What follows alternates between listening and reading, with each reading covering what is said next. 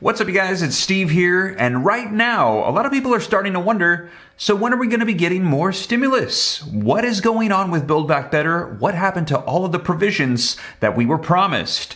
Well, this is your Build Back Better and stimulus check update, and I've got some video footage from Pramila Jayapal, head of the Progressive Caucus in the House of Representatives, who's going to be giving us a little bit more detail on the path forward with Build Back Better and stimulus and the arrival time. Now, in addition to that, I've got some video footage from today as White House Press Secretary Jen Psaki was asked those exact same questions. That's right. Take a look, you guys. President Biden promised to bring decades of D.C. experience to the Oval Office, but Build Back Better has not passed, voting rights apparently not going to pass, and vaccine requirements that he likes are apparently illegal. What happened?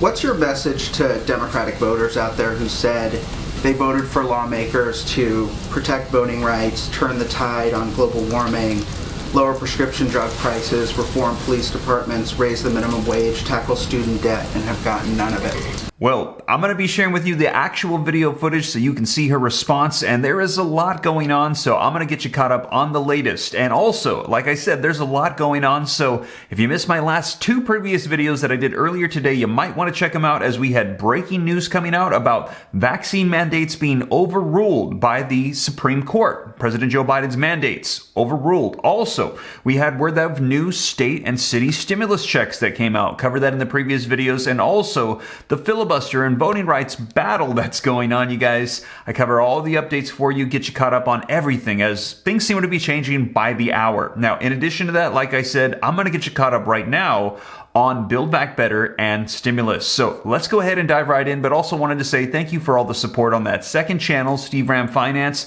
I'm going to be uploading some new content on there. If you're somebody interested in growing wealth and personal finance, consider joining the channel. I will pin a comment down below. Click the link, go subscribe, turn on notifications, and I hope the videos are going to be helping out a lot of people that are maybe struggling or want to change their financial situation. Now, in addition to that, though, let's get you caught up on economic news right now, and let's start off by smashing that like button for the YouTube algorithm. Just takes a second, helps me out a ton. Thank you so much, I appreciate it. Also, leave your comments, share this out if you think it's going to help out other people. If this is your first time here and you want to stay up to date, hit the subscribe button, turn on the notification bell. Totally free to come join, and I'll keep you up to speed on everything going on. And if you got any specific questions for me, I'm easy to get a hold of directly. All you got to do is hop onto Instagram and shoot me a DM at SteveRam3.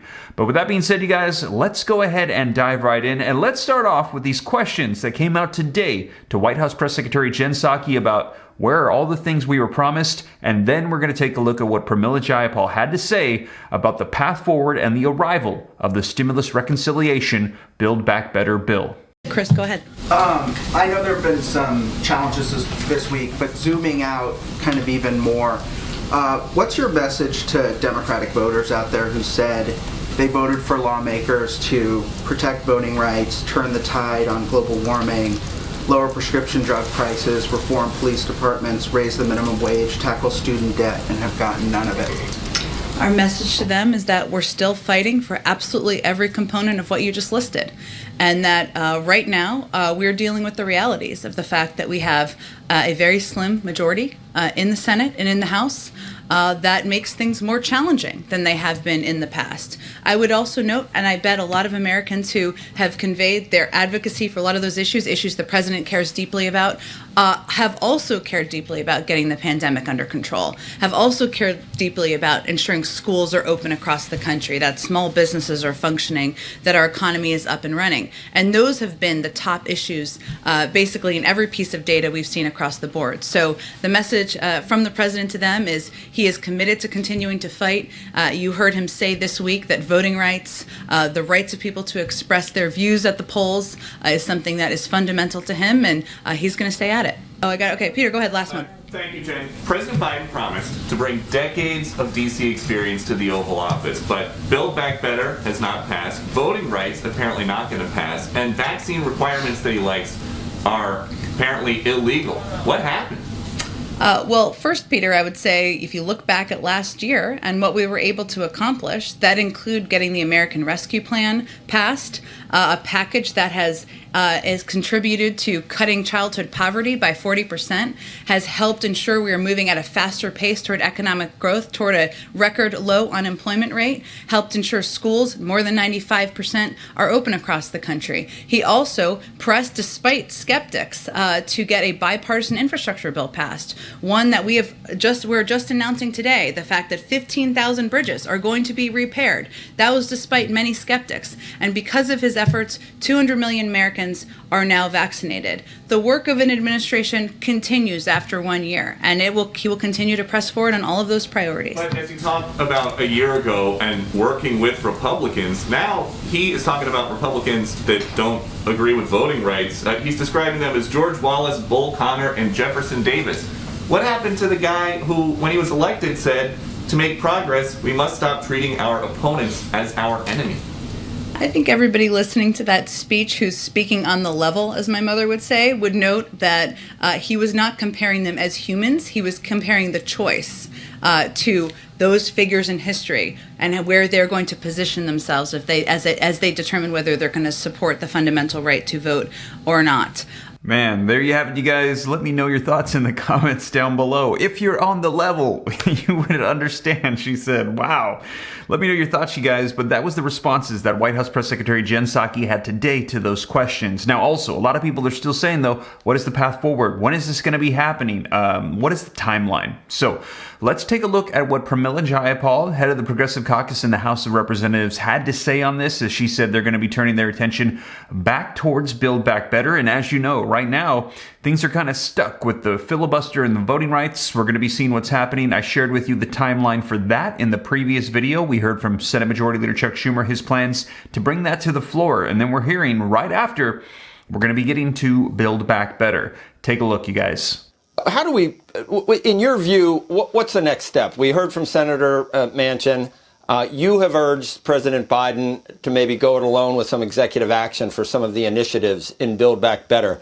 Can it be resurrected legislatively with Senator Manchin, in your view, at this point? Joe, I believe it can. Senator Manchin did call me after he gave that interview on Fox News. And we talked about the fact that, the bill that he had, the framework that he had agreed to just a month before he had given his commitment to the president on that framework was a little bit different than the House bill that we passed. The House bill had a few more things in it that Senator Manchin had not agreed to. And typically in the legislative process, that's a discussion. You can take those things back out if you really can't get 50 votes. And I think in the end, our view is that we can do Build Back Better, very close to the framework that Senator Manchin committed to the president on. So right now, we are in the midst of a big push on voting rights, as you know.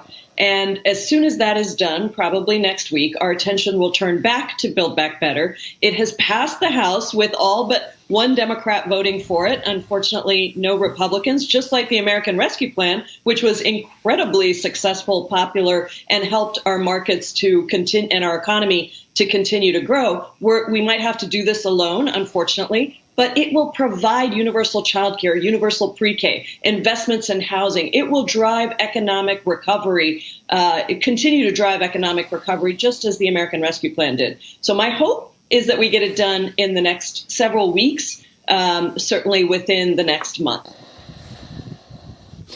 Congresswoman, the state of the state, I guess, or the state of the union, or the state of whatever you want to call in Congress right now, I'm just wondering whether...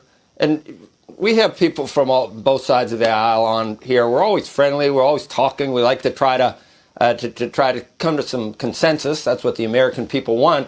But it just seems kind of poisoned right now in Washington, D.C. And I'll just reference something that the president said yesterday, that Americans opposed to the voting rights are domestic enemies, are essentially domestic enemies. In the past, he has said he would never question motive of his opponents, just their views. But I think we've gone away from where we just question the other side's opinions or policies, and we're actually questioning motive. Do you think we're there, and is there any hope that we can come back from that, in your view?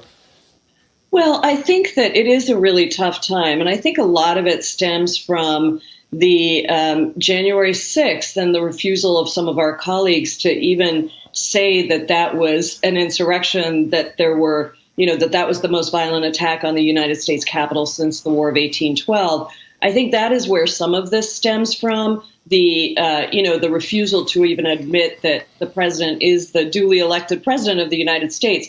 But that said, Joe, I can just tell you that there are a number of things that we continue to work with our colleagues on across the aisle. But sometimes, and voting rights is one, and unfortunately, Build Back Better, the American Rescue Plan, we kind of laughed and said, no Republican voted for that, but everybody went back and bragged about how much money it brought into their district. That will be the case with Build Back Better as well. And so I think we can't necessarily say that everything is hunky-dory on the Hill, but I do think that there are still many things happening, some of which can continue to be bipartisan, like our antitrust bills are very bipartisan. There are other places where we have a lot of commonality with our colleagues on the other side. But unfortunately, many of the big things right now are partisan only because of the filibuster and the requirement that you need 10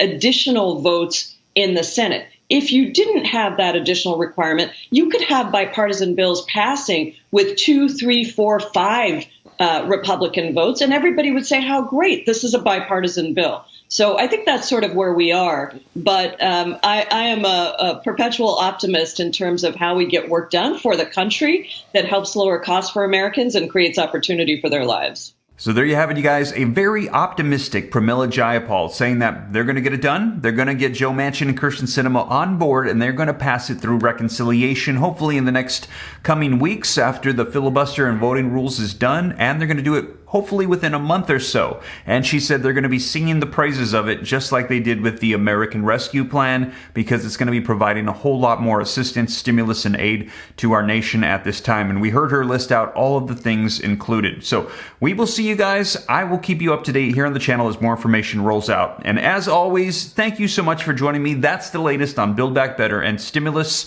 If you made it this far and you haven't already, don't forget, take a quick second to smash the like button. Helps out the channel a ton if you appreciate the updates. Also, leave your comments, share this out. If this is your first time here and you want to stay up to date, totally free to come join the Bram fam. All you got to do is hit the subscribe button, turn on that notification bell. If you got any specific questions for me, shoot them to me in the DM on Instagram at SteveRam3, and consider joining the second channel, Steve Ram Finance, to learn about growing wealth and personal finance. But with that being said, you guys, hope this reaches you well, and I'll catch you in the next one. Have a blessed weekend. Take care. God bless. Stay warm. There's a cold front coming across the nation.